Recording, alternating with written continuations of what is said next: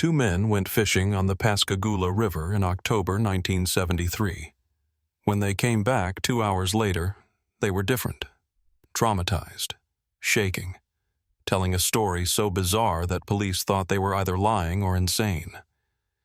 But then the sheriff played back the secret recording, the one where the men thought they were alone, and heard something that changed his mind. This is the Pascagoula abduction, and whether you believe it or not, these men never changed their story. Not once. Not in 45 years. Charles Hickson wasn't the type to make things up. 42 years old, shipyard foreman at Walker Shipyard, Korean War veteran. Steady, reliable. The kind of man who showed up on time, did his work, went home. He'd been fishing the Pascagoula River since he was a kid, knew every bend and sandbar. On Thursday, October 11th, 1973, he invited his young co-worker, Calvin Parker, to join him after their shift. Calvin was 19, quiet, worked hard, but didn't say much. He'd only been at the shipyard a few months, and Charles was trying to befriend him. Fishing seemed like a good way to do that. They drove to the old Shoppeter shipyard pier around 7 p.m. Abandoned facility, rusted equipment scattered around, but the fishing was good. They set up their gear, cracked open some beers, settled in for a peaceful evening. The sun set. Darkness came, water lapping against the pier. Occasional fish breaking the surface. Nothing unusual, nothing out of place. Around 9 p.m., Charles heard it first. A buzzing sound, low frequency, like electrical humming. He looked at Calvin.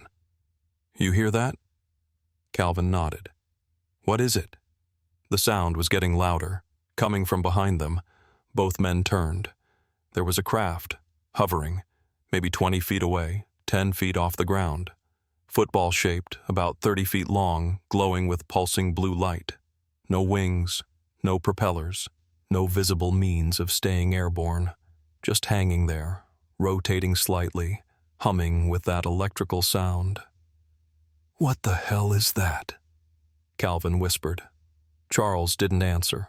Couldn't. His mind was trying to process what his eyes were seeing.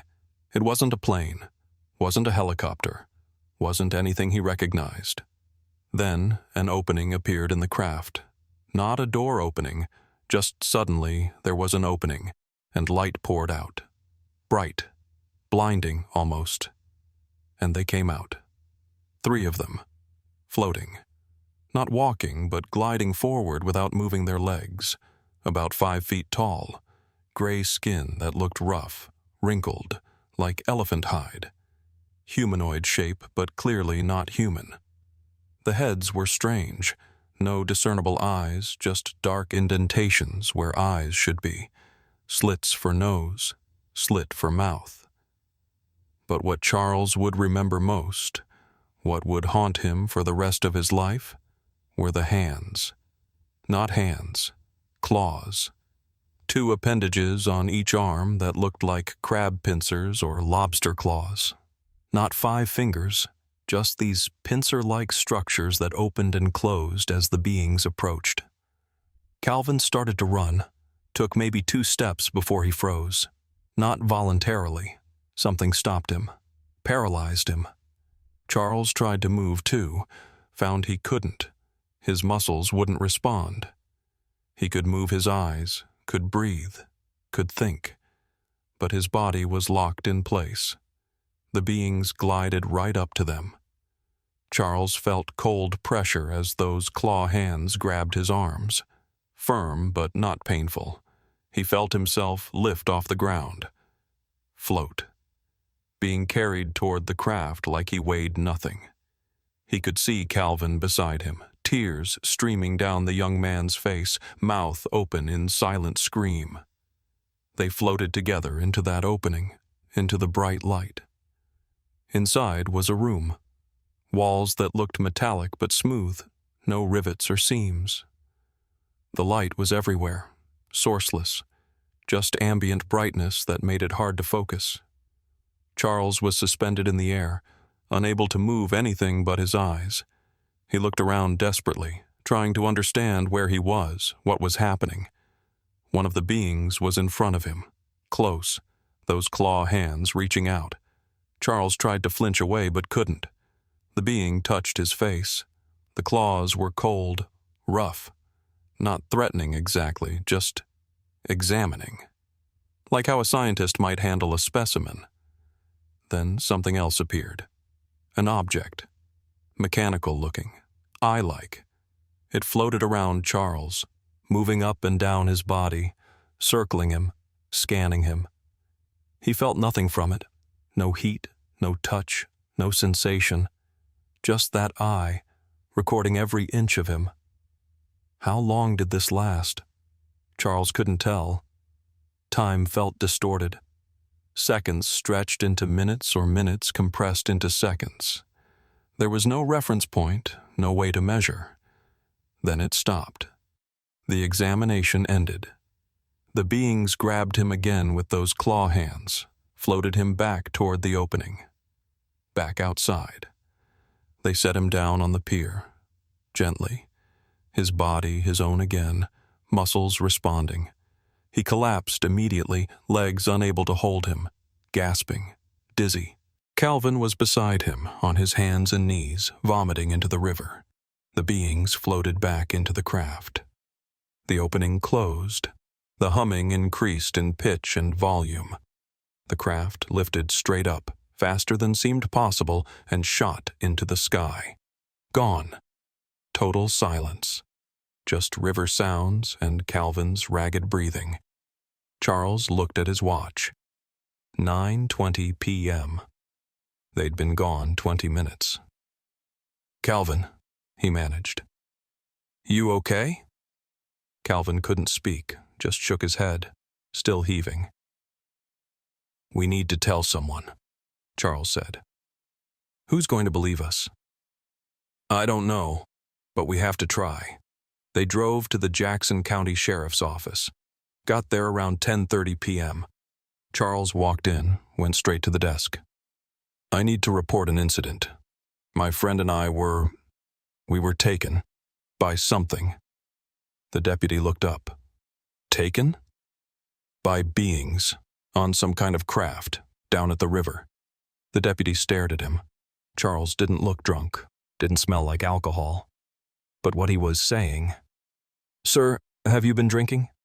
"No, I know how this sounds. But I'm telling you the truth. We were fishing. A craft appeared. Beings came out. They took us inside, examined us, then let us go." Calvin was standing there pale, shaking, couldn't even speak. The deputy called Sheriff Fred Diamond at home. Diamond arrived 20 minutes later, took one look at these two men, one middle-aged and serious, one young and clearly traumatized, and decided to hear them out. He took them to an interrogation room. "Start from the beginning. Tell me exactly what happened."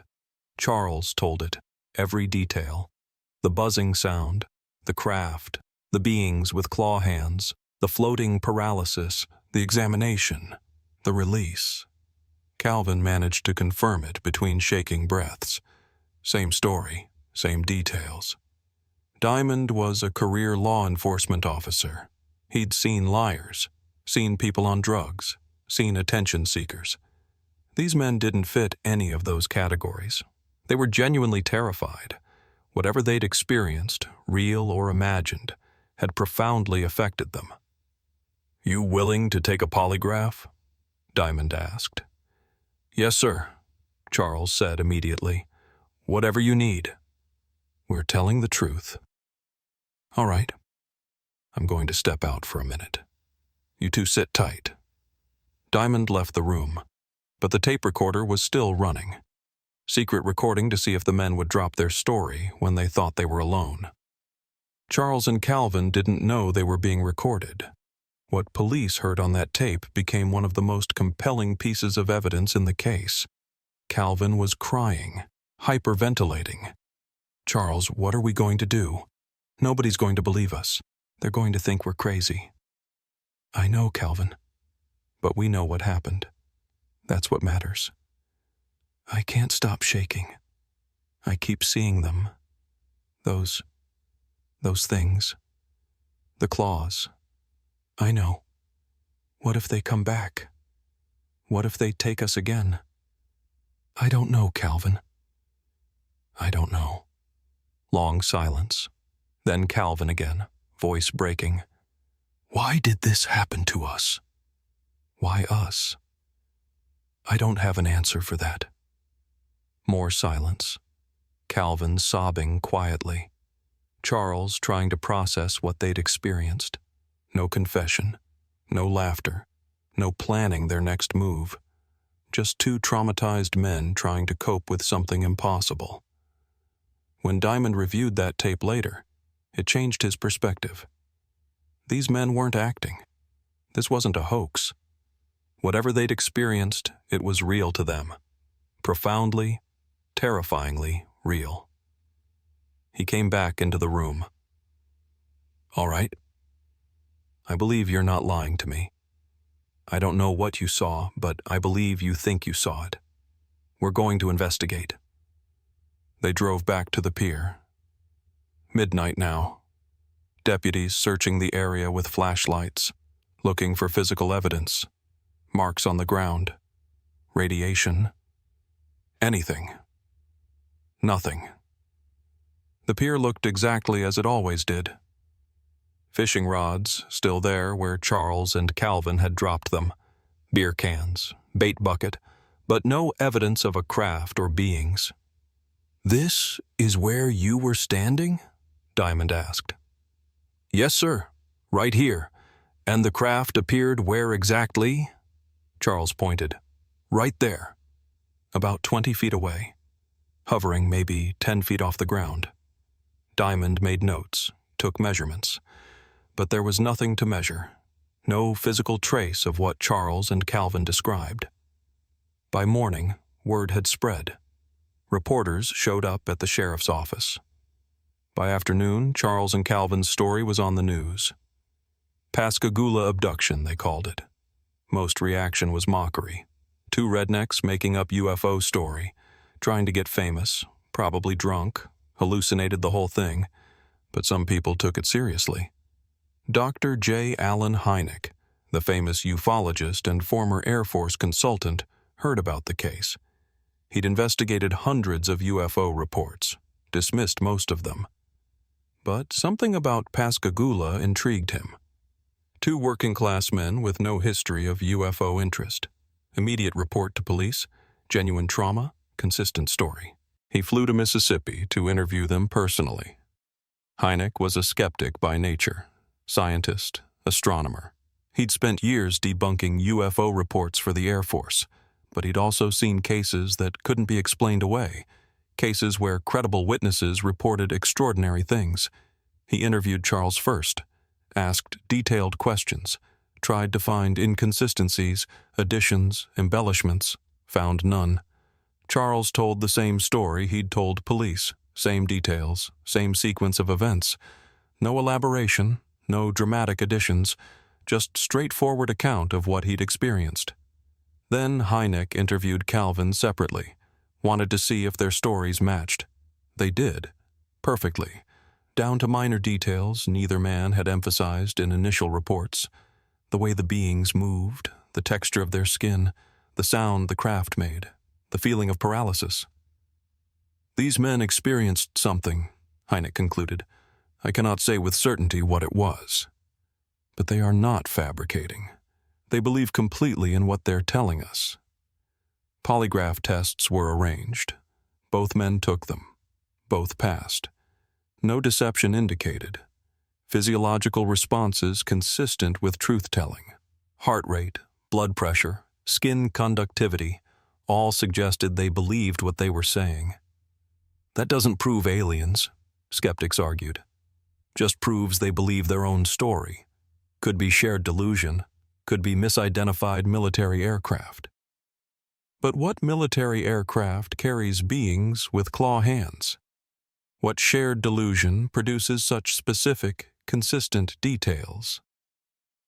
Dr. James Harder from UC Berkeley, expert in hypnosis and trauma, came to examine them.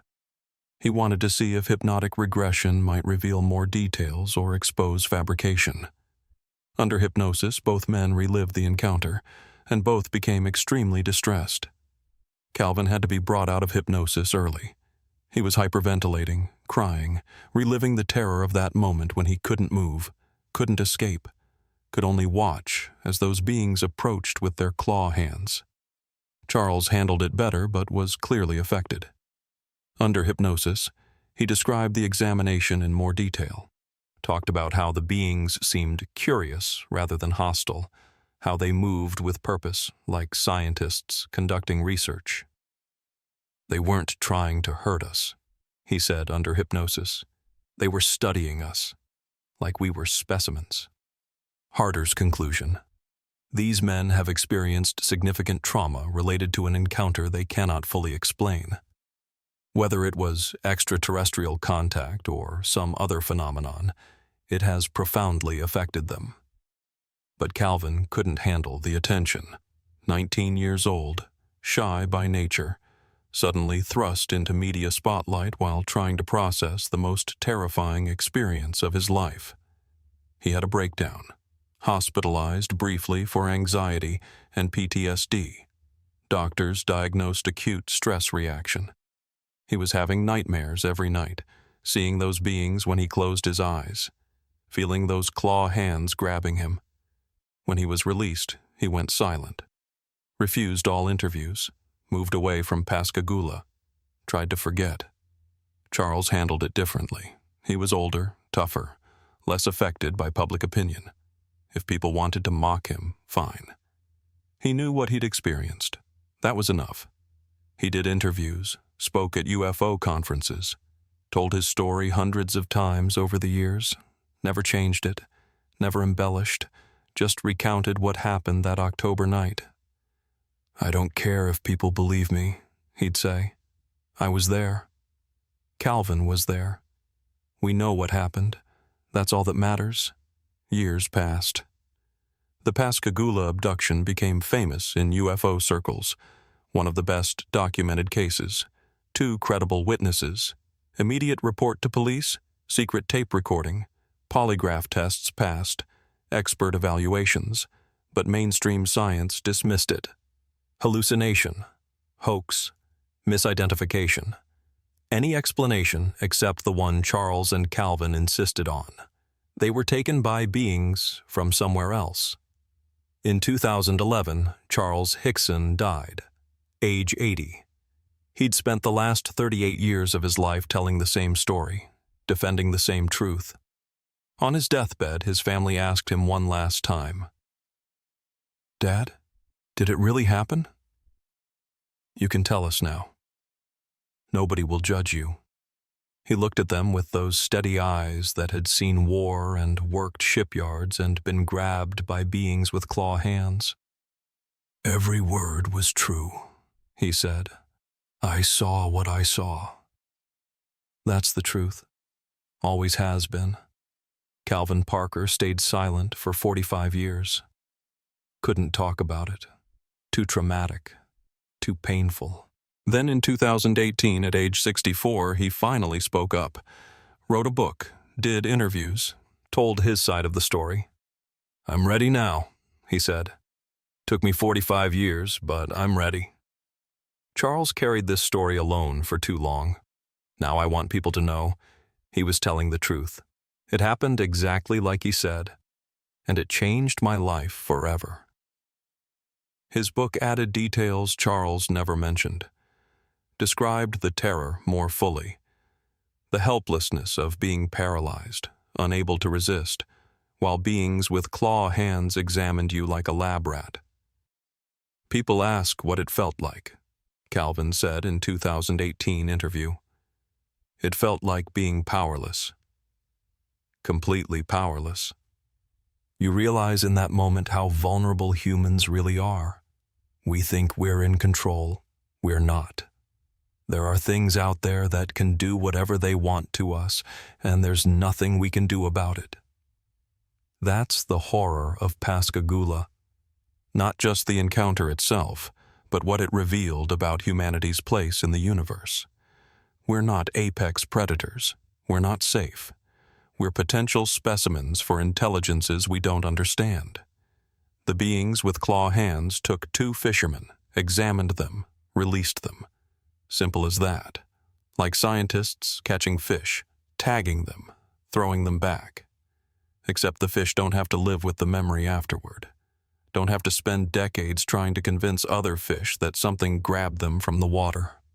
Charles and Calvin lived with that burden, that knowledge, that trauma.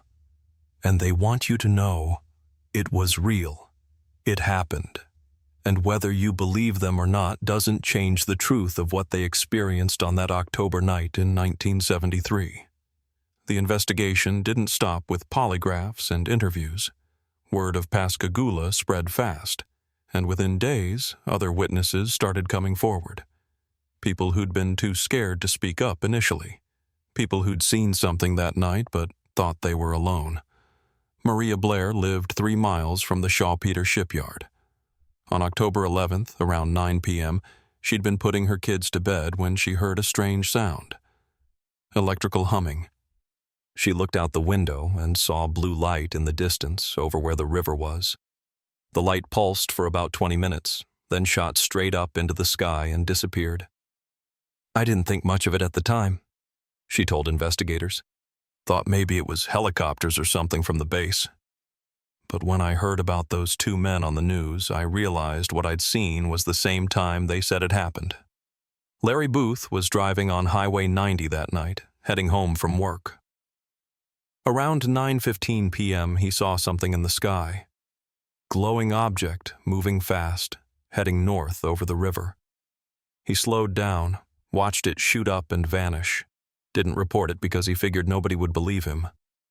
"But then I saw the news about Hickson and Parker," he said, "and I thought, maybe I should say something." Maybe what I saw was connected. 3 other people in Pascagoula reported seeing unusual lights or objects that night. Different locations, different angles, but all around the same time. Around 9 o'clock to 9:20 p.m. None of them knew Charles or Calvin. None had any reason to support their story. They just reported what they'd seen. Sheriff Diamond compiled all the reports, mapped out the sightings. There was consistency. Multiple witnesses, independent accounts, all describing similar phenomena in the same time frame. "Something happened that night," Diamond told the press. "I don't know what it was, but multiple people saw something unusual, and Hickson and Parker genuinely believe they were taken by whatever it was." That was as far as official investigation went. No military involvement. No federal agents swooping in to classify everything. Just a local sheriff doing his job, documenting what witnesses reported, and admitting he couldn't explain it. Maybe that's why Pascagoula stayed relatively pure. No government interference meant no conspiracy theories about cover-ups, just straightforward testimony from ordinary people. The UFO research community, however, descended on Mississippi like locusts. Dozens of investigators, all wanting to interview Charles and Calvin, all wanting to examine the site, all developing their own theories about what happened. Some believed it was classic alien abduction. Extraterrestrial beings studying humans, taking samples, conducting research. Others thought it was time travelers, humans from the future, coming back to study their ancestors. The claw hands could be evolved appendages, adapted for whatever technology they used. Still others proposed interdimensional beings, not from another planet, but from another dimension, occasionally crossing into ours, appearing as strange entities because our brains couldn't properly process what they actually were. Charles didn't care about theories. "I don't know what they were," he'd say. "I just know they were real. They took us. They examined us. They let us go. That's what happened." Calvin, meanwhile, was falling apart. The attention was too much. People showing up at his house, reporters calling constantly, strangers approaching him on the street wanting to know about the aliens. He moved away, left Mississippi entirely, went to work on oil rigs where nobody knew him, where he could be anonymous. Didn't talk about Pascagoula for decades. "It ruined my life," he said years later. Not the encounter itself, though that was terrible, but what came after. Being treated like a freak, being mocked, having people think I was crazy. I just wanted to forget, wanted to be normal again. When you experience something that nobody believes, when your truth becomes joke material, isolation is the natural response. Calvin isolated himself completely, built walls, refused to discuss it, tried to pretend it never happened. But trauma doesn't disappear just because you stop talking about it. It festers, grows, affects everything, even when you're trying to ignore it. Calvin had nightmares for years. Anxiety attacks, difficulty with relationships because he couldn't trust people. How could he? Everyone who heard his story either mocked him or called him crazy. Charles, older and tougher, pushed through. But it affected him too. His marriage suffered. His kids got teased at school. "Your dad thinks he saw aliens." Friends started avoiding him. Coworkers whispered behind his back. He lost his job at the shipyard eventually, not fired exactly, but encouraged to retire early. Having a worker who claimed alien abduction was bad for the company's image. "Cost me everything," Charles said in later interviews. "My job, my reputation, friends, privacy, all because I told the truth about what happened." "Do you regret reporting it?" interviewers would ask. "No, because it happened, and people deserve to know, even if they didn't believe us." That's courage, not the kind of courage that comes from facing physical danger, but the kind that comes from standing by your truth when the entire world tells you you're wrong. In 1975, 2 years after the incident, the National Enquirer offered Charles $50,000 for exclusive rights to his story. Significant money in 1975. Could have changed his life financially. He turned it down. "I'm not doing this for money," he said. "This isn't a story I'm trying to sell. It's something that happened to me. I'll talk about it to anyone who asks, but I'm not profiting from it." That decision hurt him financially, but strengthened his credibility. If he was making it up for attention or money, why refuse a big payday? Skeptics still dismissed him, of course. Shared hallucination, they'd say. Both men high on something experienced same delusion. But toxicology reports had been clean. No drugs, no alcohol beyond the couple of beers they'd had, which wasn't enough to cause hallucinations. Misidentified military aircraft, secret experiment.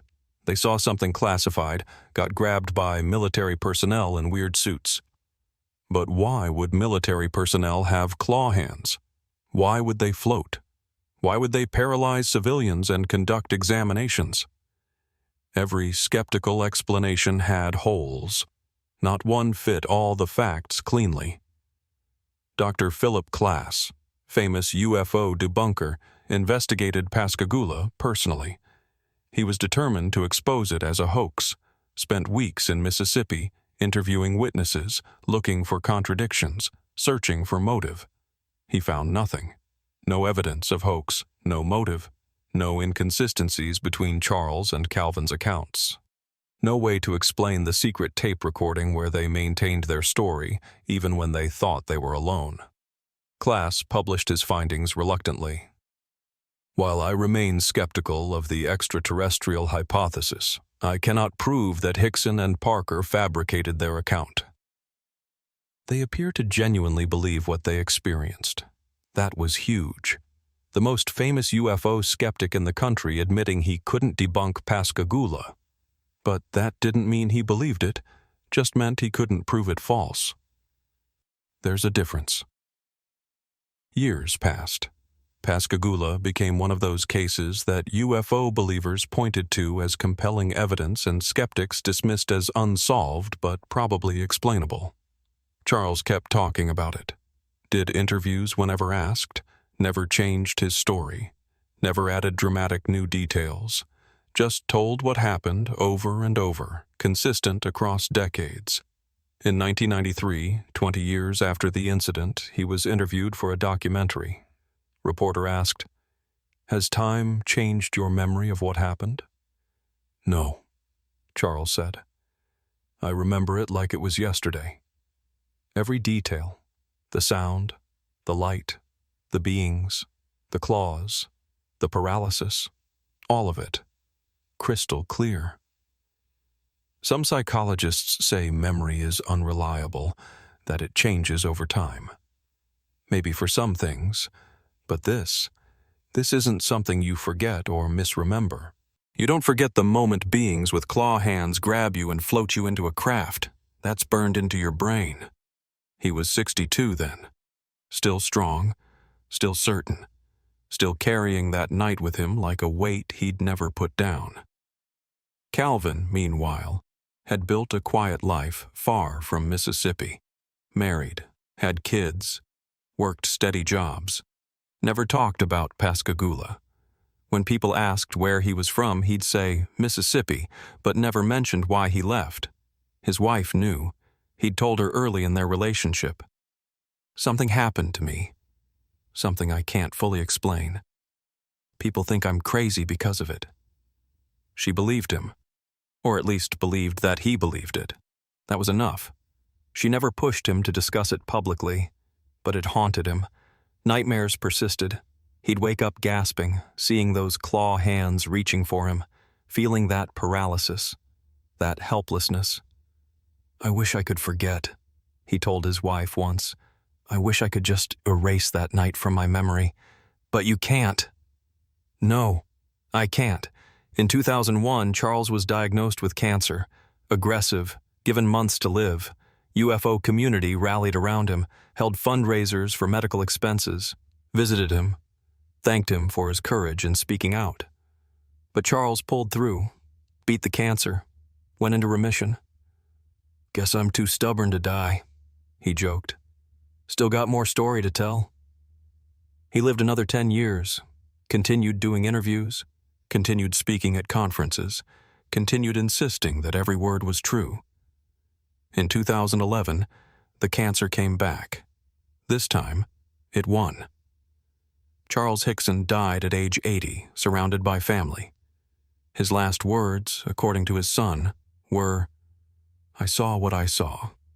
That's the truth. News of his death spread through UFO community. Tributes poured in. A true witness. A courageous man. He never wavered. But mainstream media barely covered it. Tiny obituary in local paper. Nothing national, just quiet acknowledgement that the man from Pascagoula Abduction had died. Calvin heard about it. First time he'd thought about Pascagoula in years. He'd been successful at pushing it away, building a wall around that memory. Charles's death cracked that wall. He started having the nightmares again, started thinking about that night, about those beings, about the claw hands and the paralysis and the examination, about Charles, who'd carried the burden of their shared experience alone for so long while Calvin hid. "I should have been there for him," Calvin told his wife. "He faced all that ridicule alone while I ran away. That wasn't fair to him. You were young. You were traumatized." "I know, but still, he was braver than me." In 2018, Calvin decided it was time. He was 64, retired, no longer worried about reputation or what people thought. Charles was gone, but the story wasn't. And Calvin realized he owed it to Charles, and to himself, to finally speak. He wrote a book. Pascagoula, The Closest Encounter. First time he'd publicly discussed the incident in 45 years. The media attention was overwhelming. Suddenly, at 64, Calvin was thrust back into spotlight he'd spent decades avoiding. But this time was different. He was older, stronger, more prepared. And the world had changed.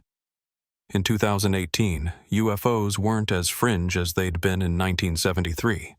Navy pilots were reporting encounters. Pentagon was releasing videos. Stigma was lifting. People listened to Calvin differently than they'd listened to him at 19. He was credible now. Gray-haired, weathered. No reason to lie after 45 years of silence. "Why speak up now?" interviewers asked. "Because Charles is gone," Calvin said. "And somebody needs to keep telling this story." It happened. We were there. And people deserve to know. Do you think about it often? Every day. Every single day of my life since October 11th, 1973. You don't stop thinking about something like that. You don't move past it. You just learn to live with it. What do you want people to understand? That we're not alone. That there are things out there we don't understand. And that when you see something impossible, when you experience something that breaks reality, you're not crazy. You just saw something the rest of the world hasn't caught up to yet. Calvin's book sold well. His interviews reached millions.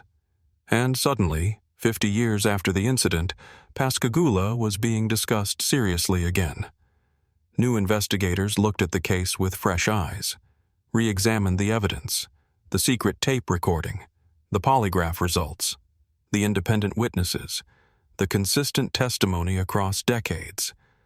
And most concluded the same thing Dr. Hynek had concluded in 1973. These men experienced something real. Whether it was extraterrestrial contact, interdimensional encounter, or something else science hasn't categorized yet, something happened that night. Those beings with claw hands took two fishermen, examined them, and released them. Simple as that. Except nothing about it was simple, because it changed Charles and Calvin forever, made them pariahs in their community, cost them jobs, friendships, peace of mind. But it also made them witnesses, carriers of truth, reminders that reality is stranger than we're taught to believe. Tonight, as you drift toward sleep, think about Charles Hickson standing by his story for 38 years, despite mockery and loss. Think about Calvin Parker carrying trauma in silence for 45 years because speaking up was too painful. Think about what courage looks like when it's not dramatic or heroic, but just persistent. Just refusing to lie about what you know is true, no matter what it costs you. And think about those beings with claw hands. Where did they come from? What were they studying? Why choose two random fishermen on a Thursday night in Mississippi? We'll probably never know. But Charles and Calvin knew they were real, knew they were taken, knew they were examined. And they spent the rest of their lives trying to tell us, trying to prepare us, trying to make us understand that we're not alone, we're being observed, and we're not as safe or in control as we think we are. Sleep well. Dream of dark rivers and hovering craft, of beings that float instead of walk, of claw hands reaching out from the impossible into the real. And remember that somewhere in Mississippi, on an abandoned pier, two men's lives changed forever in 20 minutes. They saw something they couldn't unsee, experienced something they couldn't unexperience, and carried that burden until they died. That's the weight of being a witness. That's the cost of seeing truth that nobody wants to believe. Good night. Another witness came forward, someone who'd been silent for 46 years. Jerry Townsend was a commercial fisherman in 1973. On October 11th, he'd been on his boat about a mile downstream from where Charles and Calvin were fishing. Around 9 p.m., he saw something in the sky. Blue light, pulsing, hovering over the area where the old shipyard was. He watched it for about 20 minutes, then saw it shoot straight up and disappear. "I never reported it," Townsend said in 2019 interview.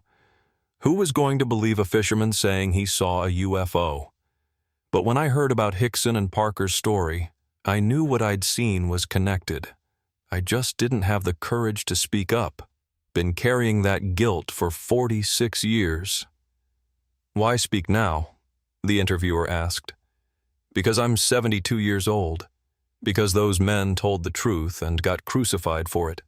Because I saw something that night that proved their story, and I stayed silent. That was cowardly. I'm trying to make it right. His testimony corroborated the timeline.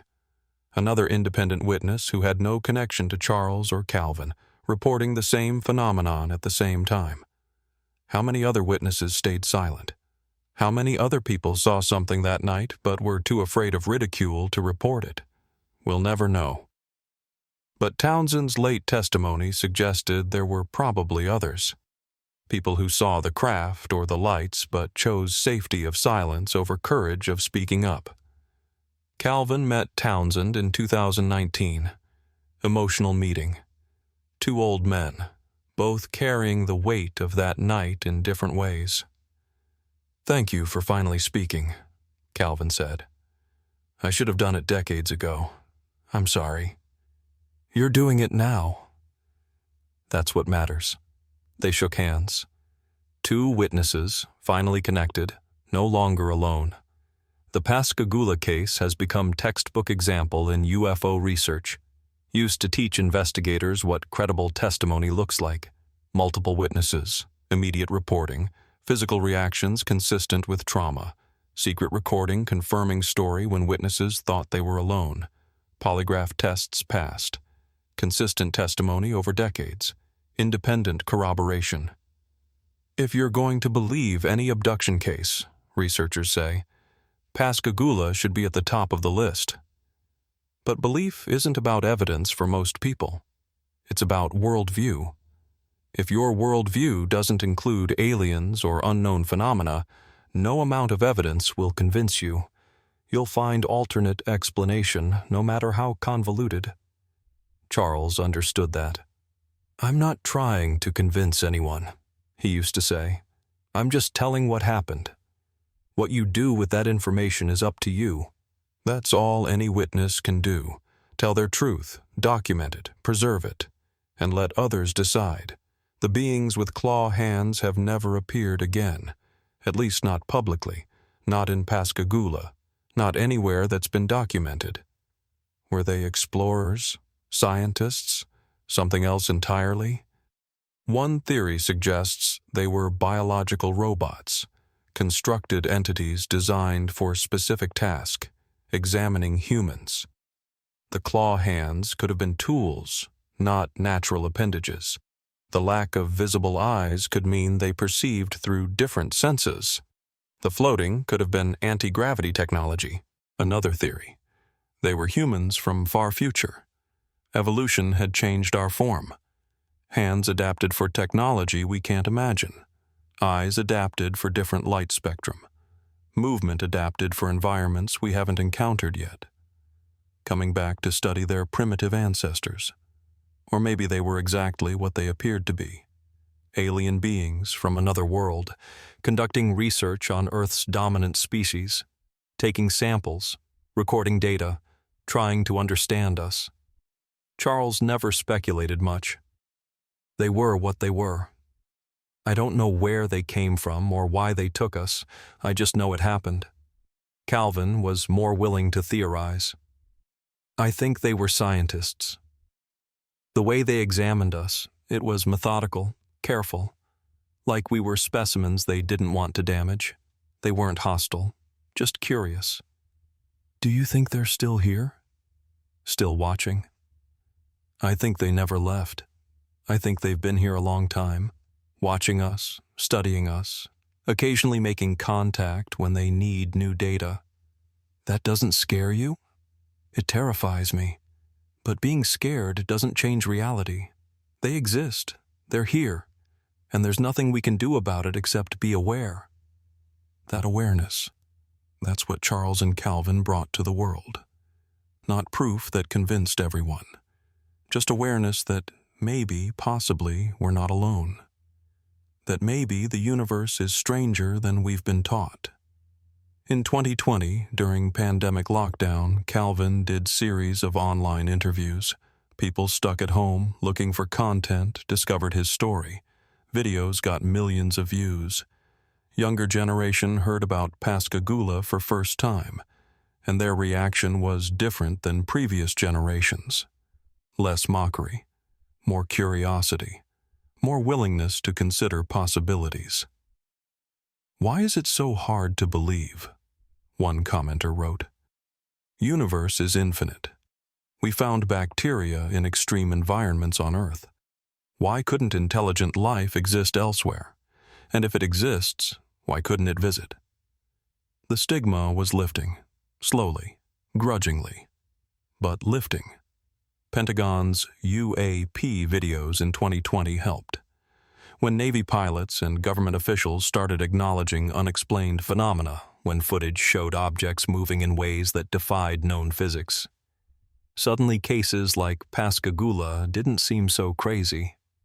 Calvin watched this shift with satisfaction. "Took 50 years," he said, "but people are finally ready to listen."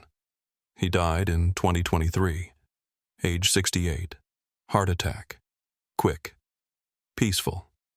His family reported that in his final years, he'd found peace with what happened, no longer haunted by it, no longer traumatized, just accepting it as extraordinary thing that had happened to him.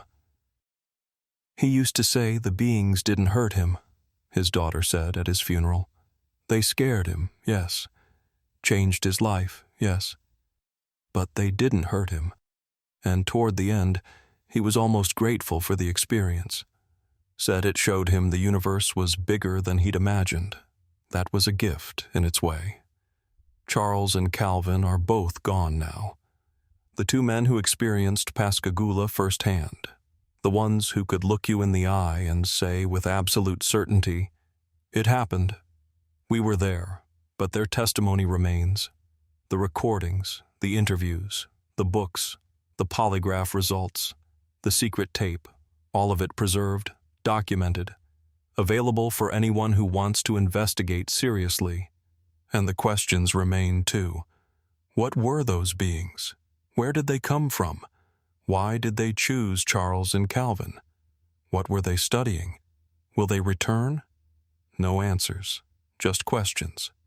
And testimony from two men who had no reason to lie and every reason to stay silent, but spoke up anyway. Maybe that's the real legacy of Pascagoula. Not proof of aliens, though many believe that's what it was, but example of courage, of standing by your truth even when the world calls you crazy, of carrying burden of witness even when that burden costs you everything.